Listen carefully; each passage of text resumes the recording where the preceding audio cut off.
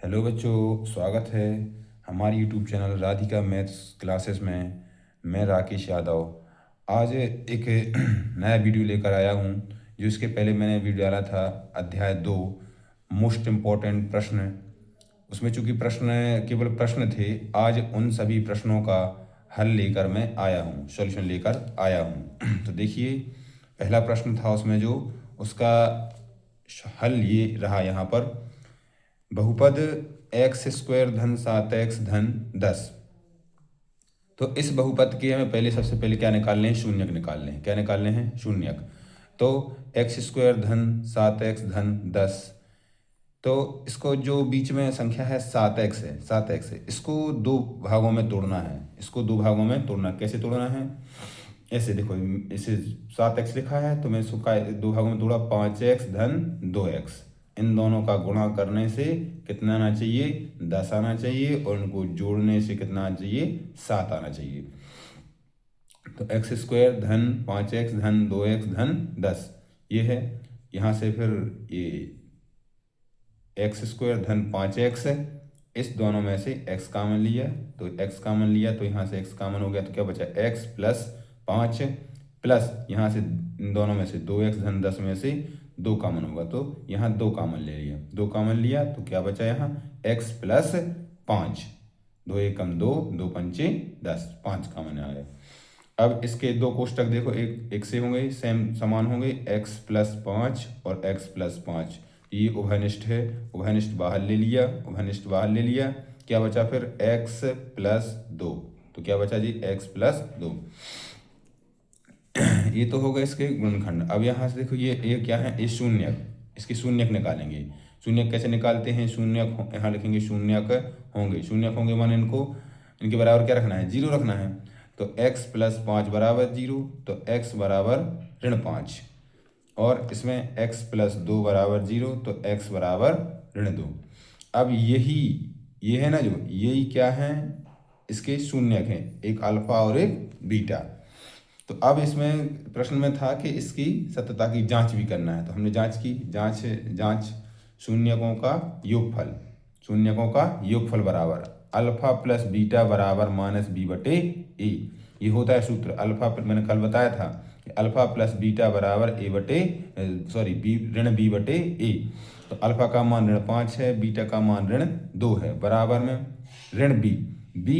B कहाँ है? ये वाला भी इसकी तुलना करनी पड़ती है कि ये होता है x है, जो ये होता है ax², माने यहाँ a का मान है, प्लस bx। क्या होता है यहाँ? bx, यानी कि ये b का मान है, bx प्लस c माने अचर राशि। c माने क्या होती है? अचर राशि। तो यहाँ हो जाएगा क्या? a का मान हो जाएगा 1, b का मान हो जाएगा 7, c का मान हो जाएगा 10। तो मैंने वही किया यहाँ। -5 और -2 से कितना हो गया? -7 बराबर -7 यहाँ है, यानी कि ये दोनों बराबर हैं, ये सही है।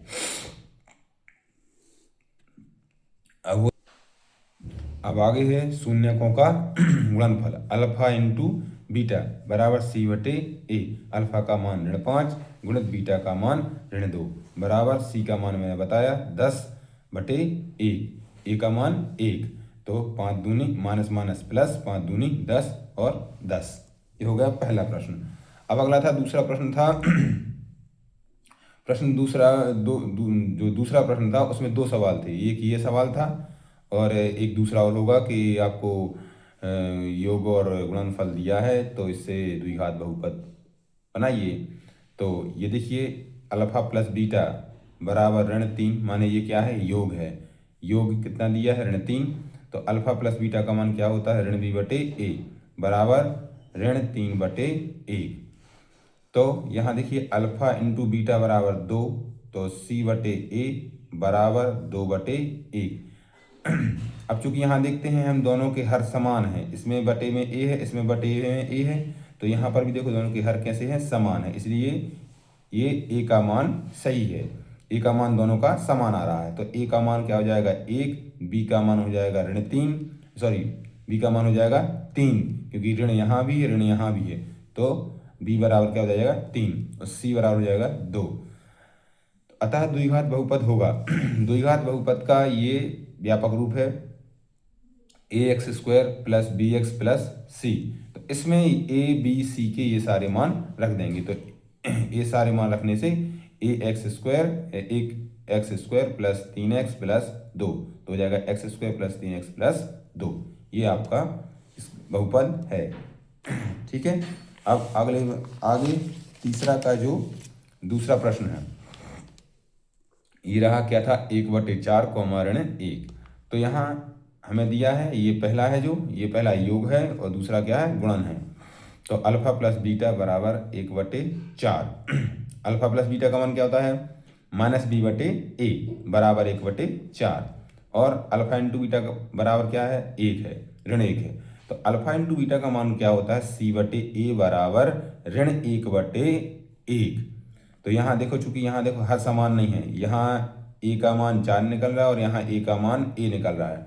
तो इस a के मान को भी 1 को 4 बनाने के लिए क्या करेंगे, अंश और हर में 4 से गुणा कर देंगे। अंश और हर में 4 से गुणा कर देंगे ताकि अपना a का मान एक सा समान बन सके। तो ऋण 4 एकम 4 बराबर 4 एकम 4। ये अब देखो यहाँ हर समान हो गए, यहाँ भी 4 है और यहाँ भी 4 है। तो a का मान क्या हो जाएगा, 4, b का मान ऋण 1 और c बराबर ऋण 4। अतः द्विघात बहुपद होगा। अब अपना द्विघात बहुपद क्या बन जाएगा, ax² + bx + c। तो 4x² प्लस ऋण 1x प्लस ऋण 4, तो 4x² - x - 4 ये आपका बहुपद हो जाएगा। इसी प्रकार से हमने इस प्रकार के 3 सवाल दिए थे। तो 2 हमने बता दिए आपको, एक आपको यह प्रश्न स्वयं से करना है, इसकी प्रैक्टिस करना। बहुत सरल सवाल है, बिल्कुल सेम टू सेम ऐसे हो जाएगा। ठीक है। अब आगे आते हैं प्रश्न 3 पर। प्रश्न 3 में इन्होंने कहा है इनके शून्य ज्ञात कीजिए। तो देखिए बहुपद दिया है आपको x² ऋण 2x ऋण 8। इसका हमें क्या ज्ञात करना है, शून्य ज्ञात करना है। तो देखिए x² ऋण 2x ऋण 8 है, तो x² ऋण 4x धन 2x मान 4 ऋण 4x धन 2x ऋण 8। तो इसमें से दोनों में से x कॉमन हो जाएगा, तो क्या बचेगा यहाँ x ऋण 4 प्लस यहाँ से क्या कॉमन होगा 2। तो यहाँ क्या बचेगा, 2 एकम 2x बचेगा प्लस माइनस माइनस 2 चौको 8, यहाँ से क्या बच जाएगा 4 बच जाएगा। तो यह एक x से x - 4 ये दोनों में उभयनिष्ठ है। क्या है, उभयनिष्ठ है, x - 4। एक बार लिख लिया। अब क्या बचा, x + 2, तो ये x + 2।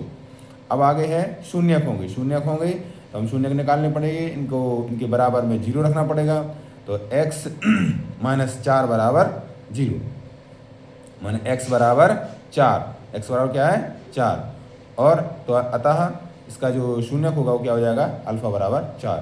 x + 2 बराबर 0, तो x बराबर ऋण 2, ये प्लस का 2 है, पक्ष अंदर होगा तो माइनस का 2 हो जाएगा। तो ये हो जाएगा आपका बीटा का मान। उसी प्रकार यहाँ देखिए ये इसी का दूसरा सवाल है जो t² ऋण 15, t² ऋण 15। t² ऋण 15 में क्या है कि आप देख रहे हैं कि t² ऋण 15, तो यहाँ t² है माइनस इस 15 को हमने लिखा √ माना करनी के अंदर, करनी और इस पर क्या लगा दिए 2 की घात, माने √ लगा के इस पर स्क्वायर लगा दिया।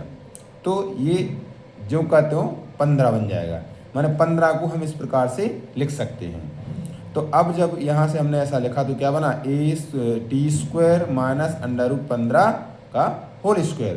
तो क्या बना जी, a² - b²। क्या बना, a² - b²। तो a² - b² का फॉर्मूला क्या होता है, एक कोष्टक में a + b, एक कोष्टक में a - b। ये देखो ये फार्मूला लिखा है कि a² - b² बराबर एक कोष्टक में a + b, एक कोष्टक में a - b होता है। अब देखते हैं यहाँ लिखा है कि शून्यक होंगे। क्या होंगे, शून्यक। तो शून्यक t + √15 बराबर 0, और यहाँ हो जाएगा t - √15 बराबर 0। तो इनका पक्षांतर यहाँ से प्लस का है करनी 15, तो पक्षांतर होगा तो माइनस का हो जाएगा, यहाँ माइनस का है तो प्लस का हो जाएगा। और इस प्रकार से एक अल्फा का मान और एक बीटा का मान। तो अब आगे चौथा सवाल था एक जो डायग्राम वाला था, तो उसमें बताना था कि पी एक्स के शून्यों की संख्या क्या होगी। तो देखिए पी एक्स के शून्यों की संख्या क्या होगी। पहले सवाल में पी एक्स के शून्यों की संख्या 4 है।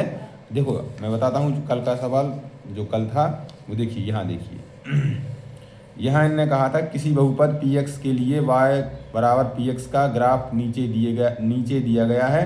इस स्थिति में पी एक्स के शून्यों की संख्या ज्ञात कीजिए। तो देखो यहाँ पर आप देख रहे हैं डायग्राम बना है, ठीक है, ये बड़ा डायग्राम। तो यहाँ बताना है हमें पी एक्स के शून्यकों की संख्या। तो यहाँ देखना है एक्स अक्ष पे जितने बार जहाँ भी ये रेखा प्रतिच्छेद कर रही है, ये वाली ये जहाँ जहाँ प्रतिच्छेद कर रही है वो इसके क्या हो जाएंगे, शून्य। तो देखो एक तो यहाँ कर रही है 1 नंबर, एक यहाँ 2 नंबर, यहाँ 3 और यहाँ 4। माने इस सवाल में आपको इतना ही बस करना है कि ऐसा लिखना है कि पी एक्स के शून्यकों की संख्या, पी एक्स के शून्य की संख्या 4 है। बस इतना लिखना है कि शून्य की संख्या 4 है। अगला सवाल इसमें देखिए, इसमें क्या है 1 2 3, इसमें कितनी जगह करिए, तो पी एक्स के शून्यकों की संख्या 3 है। यहाँ इसमें 1 2 3, तो हमें वो देखना है इन ऐसे डायग्रामों में कि एक्स अक्ष पर ये रेखा जो गुजर रही है ये कितनी जगह प्रतिच्छेद करती है। ठीक है, धन्यवाद। तो हमारे यूट्यूब चैनल पर बने रहने के लिए तो इस चैनल को लाइक करें और सब्सक्राइब करें और ज़्यादा से ज़्यादा अपने दोस्तों में इसको शेयर करें। और हाँ, ध्यान रखें कि जो भी समस्या है इन सवालों में या मेरे समझाने में, या कोई समस्या है आपको, या आपसे गुणनखंड निकालते नहीं बनते या शून्य निकालते नहीं बनते, कहाँ दिक्कत आ रही है, ये तो मैंने आपको हल कराया दिखाया है कि ऐसे करना है। यदि आप हमसे बोलते हैं, कमेंट करते हैं कि सर हमसे ये तोड़ते नहीं बनते, यहाँ से ये जो ऐसे गुणनखंड है यहाँ से ये निकालते नहीं बनते, तोड़ते नहीं बनते, कैसे करें, तो मैं इसके लिए अलग से वीडियो बना के दूंगा जब आप बोलेंगे तब। नहीं तो आप कोर्स हो चुका है आपके विद्यालय में, स्कूलों में, तो आप यहाँ से इसको देख सकते हैं कि कैसे कैसे करना है। ठीक है, धन्यवाद, बने रहिए। अगला वीडियो आपको जल्द मिलेगा अध्याय 3 का।